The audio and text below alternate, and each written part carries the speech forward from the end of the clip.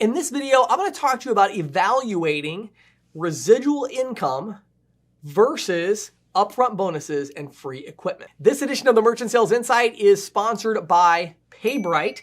And today I want to talk to you about something that I think a lot of agents get really confused about when they're negotiating their compensation package with a particular ISO. And that is, there are these really four essential components when you're looking at a compensation package with an ISO. And so this is primarily going to be those of you that are 1099, but a lot of these concepts do flow over into the W-2 world as well. But here's some of the things that I think are very interesting, okay? So the four pillars that I like to look at are, you have your residual income, and this is a combination of actually two things, your Schedule A cost and your percentage split. So for those of you that maybe are not as familiar, let's use an example here. Let's say you set up a merchant account. Let's say this merchant is doing $10,000 a month in volume, to make the math easy. And let's say that this merchant doing $10,000 a month in payment processing volume, let's say that you have them on a flat rate 3% pricing. Again, just trying to make the math easy here. So $10,000 at 3%, the collection there is going to be $300 in total fees. Now, what are the costs going to be? Well, you're going to have your interchange and card brand costs, which are going to come in on average around 2.2%. Right? So you're charging them 3%, you got 2.2% of interchange and card brand costs that you can't do anything about. That's going to leave you 80 basis points, right? Which in this case is going to be $80. So we have $300 in total fees. $220 of that is going to interchange and card brand fees out of that $10,000 in volume. And then we have $80 left. Well, how much do you get out of that $80 that's left over? That's the residual component. And there are two pieces to that. One is the Schedule A cost. So in addition to the interchange and card brand costs, the payment processor or ISO that you're working with is going to have a document called a Schedule A. And that Schedule A is going to have certain costs on it. Usually it's going to have what's called a BIN sponsorship fee, which is just a small percentage. It's a basis point number. And it'll say we're going to take the first 2, 3, 4, 5 basis points from the account. So let's say they're going to do 5 basis point BIN sponsorship fee, which would be definitely on the high side, but just again, making the math easy for myself. So 5 basis points in this case would be $5. So now that $80 just went down to $75, right? Next, they say, well, we have a per item cost of 3 cents, right? And so let's say this merchant does a $50 average ticket. So they process 200 transactions at $50 to get to $10,000, right? So you got these 50 transactions. Well, each of those transactions is going to be having a 3-cent Schedule A cost, right? So how much is that going to be? Well, I believe that would be $15, right? So we have 50 transactions. What am I saying? It's $1.50. That's $1.50, right? So we have $1.50. So now we had $80. We have a $5 in BIN sponsorship. Took it down to $75. Now we're going to take it down another $1.50, right? And so it keeps coming down. So now we're at $73.50. So you get my point. So you got to look at the Schedule A. Maybe they have another $5 monthly cost associated with it, which could be a monthly fee or whatever it might be. So we went from $73.50. Now we're at $67.50. Anyway, so we keep coming down the line. I think it's $68.50. So we're coming down to $68.50. So you can see how that Schedule A impacts the margin that's left over. The other component is the percentage. So are you getting 50% of that? Are you getting 60%? Are you getting 70%? Are you getting 20%? What percentage of that amount are you getting? But here's what's interesting. That is where a lot of agents focus, right? Is like the residual, okay? But there are 3 other components. Number 1 is going to be upfront bonus money. Are you getting paid an upfront bonus? Now, this is really crucial because this is going to make a lot of sense to you, but as a general rule, if you're getting an upfront bonus, so let's say you're getting $400 upfront on each sale or $200 upfront on each sale, well, how is the processor paying for that?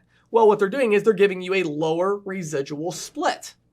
All right. So you got to kind of look at the trade-off and say, okay, I'm going to get this upfront bonus money and here's the residual split. And so my residual split's going to be less if I'm getting this upfront bonus. If I'm not getting upfront bonus, my residual split maybe is going to be a little higher. Okay. So we have upfront bonus money. Next, number 3, we have free hardware. Now this is an area where PayBright is really, really focused, and that is on providing free hardware to merchants, because now as merchants sign up, they need a lot more technology and all of that. And so you want to provide them with a Clover, you want to provide them with a smart terminal, smart device, whatever it is. Generally speaking, PayBright is going to be in the business. If it makes sense, if it's profitable, they're going to pay for this hardware and they're going to give you the free hardware. So you got this free hardware piece as well.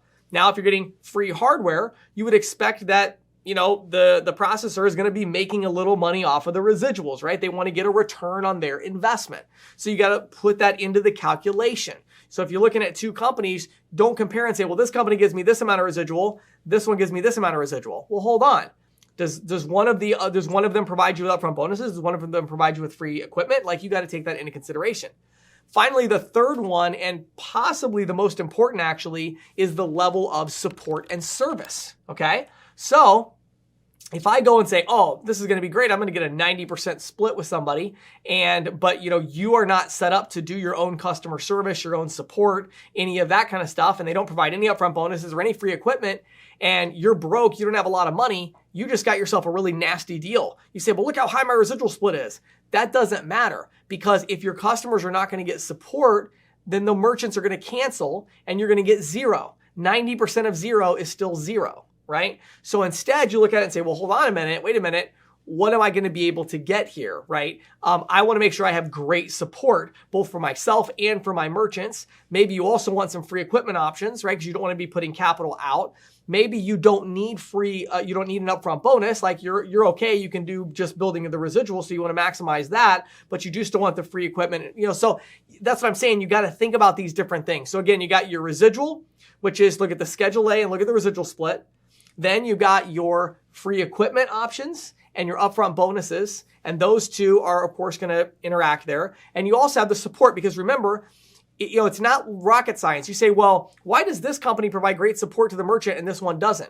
Well, guess what? It's actually not that hard to provide good customer service. It's just expensive, right? The reason this one company provides great customer service and this one doesn't is because the one that's providing great customer service is making investments in technology and people, right? They have somebody to answer the phone, like they're providing support, or they have great technology that's enabling them to do that. So it's not like rocket science. And you say, well, why would one company provide great support and another one not? Well, one of the main drivers of that is, what is the residual split, right? Companies that provide fantastic support, they need to make some money off of the accounts. Otherwise, it's not worth them providing great support. So when you think of these deals that are paying really, really high residual splits, remember, in those cases, those companies are generally assuming that you are going to provide the support, you are going to pay for the equipment, you are going to follow up with the merchant, right? And so that's why you're getting that really high split. So you got to figure out where you're at in the evolution of your career in the payments industry and where you fit right now in terms of these different pillars and how you want to negotiate those.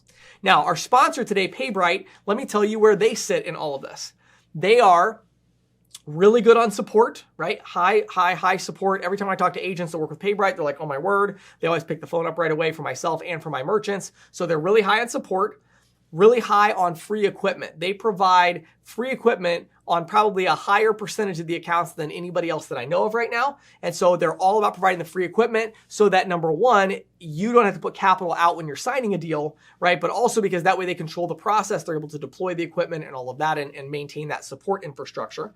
So they're really good in those two areas. But then the last two is they're not doing the upfront bonus money because they're looking for people that are a little more experienced in merchant services sales, and or people who are getting upfront bonus on some deals, but then on some of the larger deals where they need a lot of free equipment, they go to PayBright, they board the deal with them so they can get the higher residual split.